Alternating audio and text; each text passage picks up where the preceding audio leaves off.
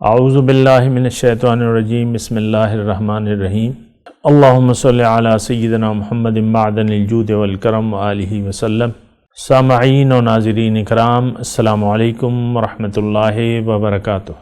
آج کی نشست کا موضوع یہ ہے کہ کیا نفس کا تزکیہ بہت ضروری ہے؟ جی ہاں، بہت ضروری ہے۔ یعنی جو پہلا کام ہے انسان کا دنیا میں آنے کے بعد، اس کو اپنا تزکیہ نفس، اپنا علاج کروانا چاہیے۔ اس کی یعنی جو دل کی آنکھیں ہیں اس کو روشن ہونا چاہیے۔ ابھی تو ہماری آنکھیں جو ہیں اندھی ہیں، ہم صرف ظاہر کو دیکھ رہے ہیں اور باطن سے ہم آگاہ نہ ہیں، نہ ہمارا اس پر یقین ہے۔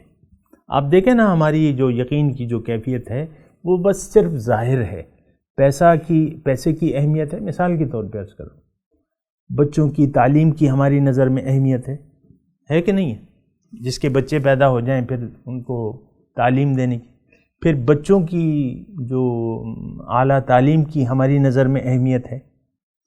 لیکن یہ صرف ہم بچوں کے ظاہر کو دیکھ رہے ہیں، خود بھی ظاہر کے دھوکے کا شکار ہیں اور بچوں کو بھی ظاہری ان کی ظاہر کا خیال رکھ رہے ہیں، باطن کا خیال نہیں رکھ رہے۔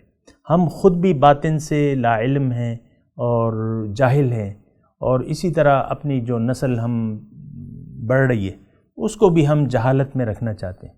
اور بہت دفعہ ایسا ہوتا ہے، میرا اپنا یہ ہے کہ بعض لوگ جو ہیں، ایک دفعہ کیا ہوا کہ میرا ایک ساتھی تھا، 30-40 سال پرانا، میرا تقریباً ہم عمر، تو اس کا بچہ جو ہے وہ جوان تھا۔ میں نے کہا یار اس کو ذرا میرے گھر بھجوا دو کھانے کے لیے۔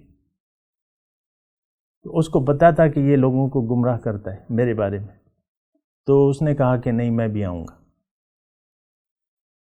کہ کہیں مطلب اس کا کہنے کا آپ جان گئے نا کہ یہ کہیں اس کو گمراہ نہ کر دے، یعنی اللہ کے راستے پہ نہ ڈال دے، یہ گمراہی ہے نا۔ تو یہ مطلب ایسا ہوتا ہے کہ یعنی میرے ساتھ تو ہوتا ہے کہ لوگ جو ہیں بہت پارل، وہ تو قصے ہیں، وہ الگ چیز ہے، لیکن میں یہ کہتا ہوں کہ نفس سب سے پہلے جب انسان آ جاتا ہے تو اس کو دیکھیں، اپنی سیٹ آپ نے یہاں جنت میں پکی کرانی ہے۔ میں آپ کو یہ بات بتا رہا ہوں اردو میں، سمجھ میں آ رہی ہے؟ جنت میں اپنی سیٹ یہاں پکی کرانی ہے، شک میں نہیں چھوڑنی کہ دیکھیں گے، دیکھا جائے گا، حضور شفاعت کریں گے، اللہ تعالیٰ بخشش کر دے گا۔ بھائی نہیں، ایسی باتیں نہیں ہیں۔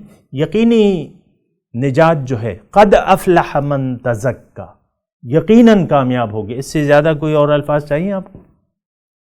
یقیناً کامیاب ہو گئے۔